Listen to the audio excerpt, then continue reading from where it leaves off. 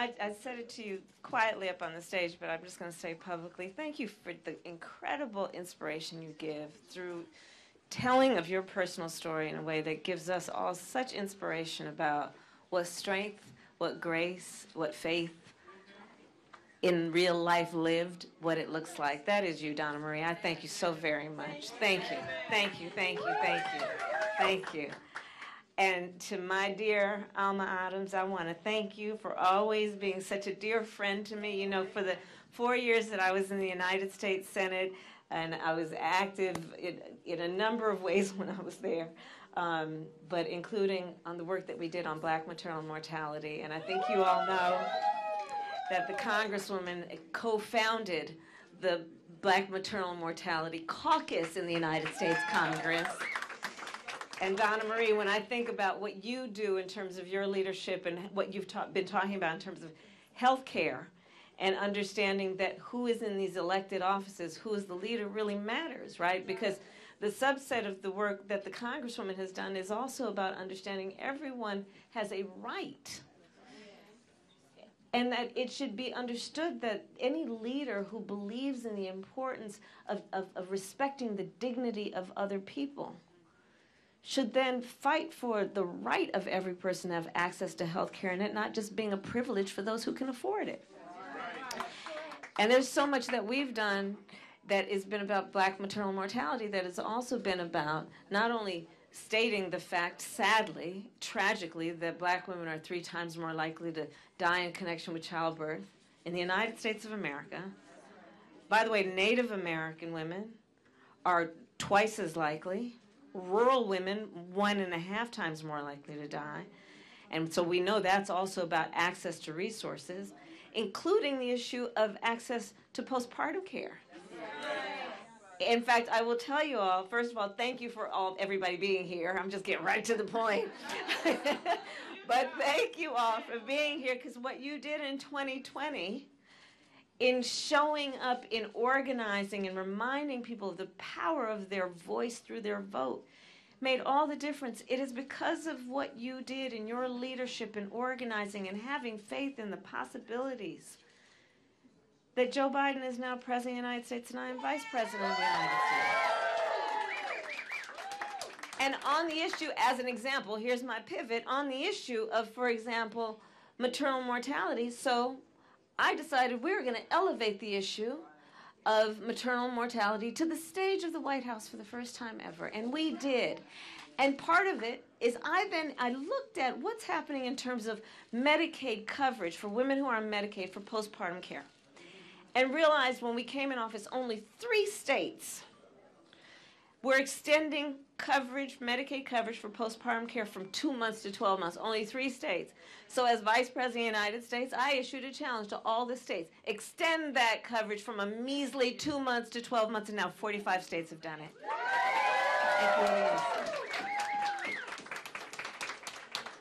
Elections matter.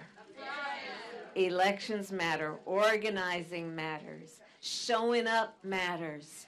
Remembering the strength and power of our voice matters. Fighting for the right to be seen and heard matters. Fighting for the dignity of all people matters. And that's why we're all here together.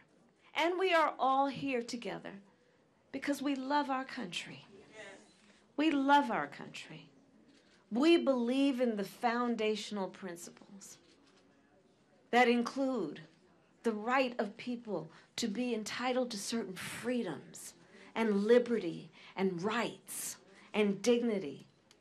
We are here together because we have shared values, including what leadership should be and what it looks like. You know, over the last several years, I think there's been this kind of perversion about that, being pushed by some people, which would suggest that the measure of the strength of a leader is based on who you beat down. In fact, what we all know is that the real measure of the strength of a leader is based on who you lift up. Right? This backward thinking that suggests, oh, it's a sign of weakness to have empathy.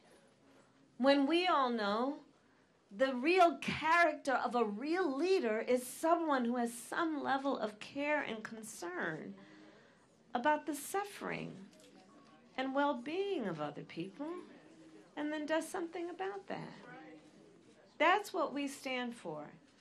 That is the spirit behind all of the leaders who are here, including all the party leaders who are here, all the campaign leaders who are here. And I'll tell you, to just get right to the point, and then I can go backwards a little bit. To get right to the point, you know we are winning this election, right? We are winning this election. We are winning this election for a number of reasons that have everything to do with our commitment to our country and foundational principles and values. We are the ones who understand what is at stake in this election. We look at the fact that you talked about it in terms of let's talk about the split screen. I'm just going to go to that for a minute. Split screen. Because, some people say, oh, I don't know, whatever. You know what? Of the many complicated issues in this world that are not binary, November is binary. Pull up the split screen. On the one hand, you have our administration, President Joe Biden, the work that we have done with our friend Michael Regan, that has been about saying, you know what? We can actually be ambitious on an issue like the climate crisis and invest over $1 trillion in what we can do to create jobs, the jobs like the jobs we created here in North Carolina. Invest in clean air and clean water, knowing everyone is entitled to that. Dealing with issues like lead pipes and getting rid of those lead pipes because too many of our babies have had to drink that toxic water, which has an impact on their health and learning ability. And we're on track to get rid of all those lead pipes because of an election in 2020 where people said, this is what we want for our country. A split screen that is about competence and care, including understanding that for so long, too many of our seniors with diabetes have had to make a decision about whether they could afford to pay for their insulin or pay their rent. And we came in and said, this is wrong. And we know Black Americans are 60% more likely to be diagnosed with diabetes. Latinos, 70% more likely to be diagnosed with diabetes. And we capped the cost of insulin at $35 a month for our seniors. Previous administrations were afraid to take on the big pharmaceutical companies around negotiation of prescription drug prices. We took them on. We're allowing Medicare to now negotiate those prices. So for seniors, we're capping the annual cost of prescription medication at $2,000. We are the ones who said, with your support and encouragement, we need to deal with the issue of student loan debt. Too many of our young people are suffering under that debt. And we said we're not only going to deal with it, but also for those who have taken on the noble work of being firefighters and teachers and nurses, we are going to double the amount of forgiveness, understanding that you have dedicated yourself to the community, and we need to dedicate ourselves to you because we don't pay you enough as it is. Competence and care, not to mention what we have done in terms of creating over 14 million new jobs, over 850 new manufacturing jobs, what we are doing to invest in the industries of the future, what we are doing to strengthen our economy overall. Competence and care, split screen. And on the other side, we have a former president who openly praises dictators, has told us he will be a dictator on day one. And you know what Maya Angelou told us about that? Believe it when they tell you the first time.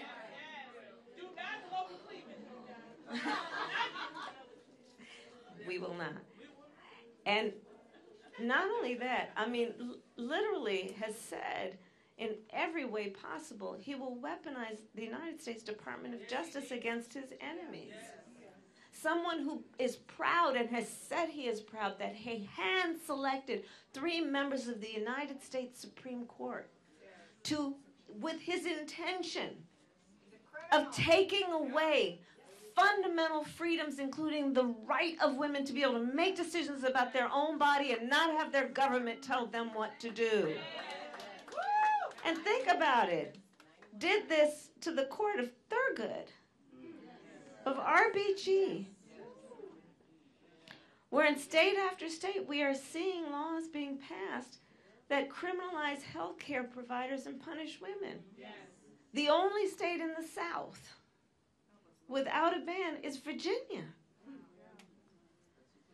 And he says he's proud of that. Proud that you are criminalizing health care providers. Proud that young people today will have fewer rights than their mothers and grandmothers. So understand, when we look at this split screen, the choice is so clear. But what we also know is we can take nothing for granted.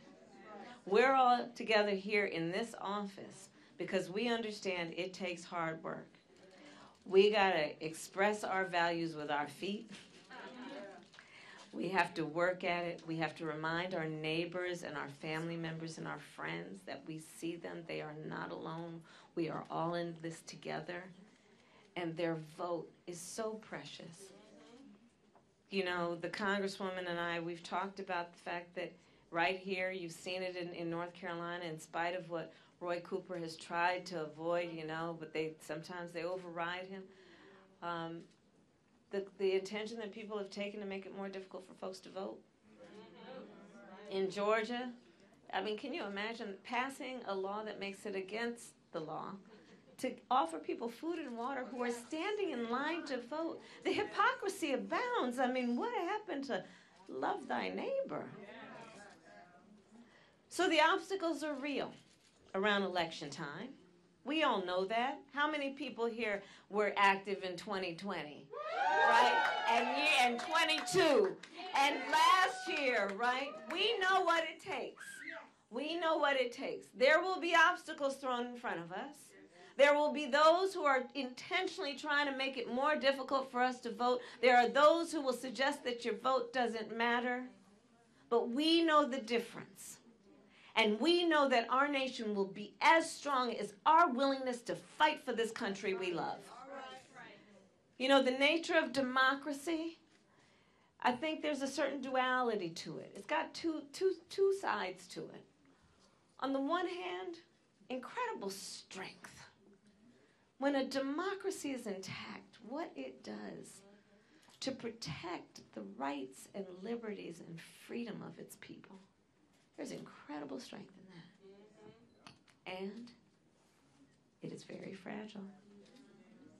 It is only as strong, I say to this veteran who has fought for our country. Our democracy is only as strong as our willingness to fight for it.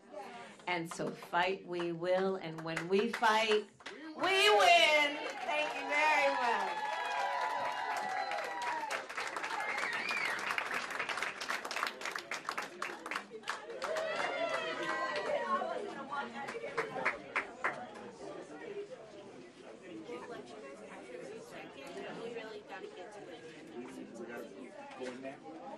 You can have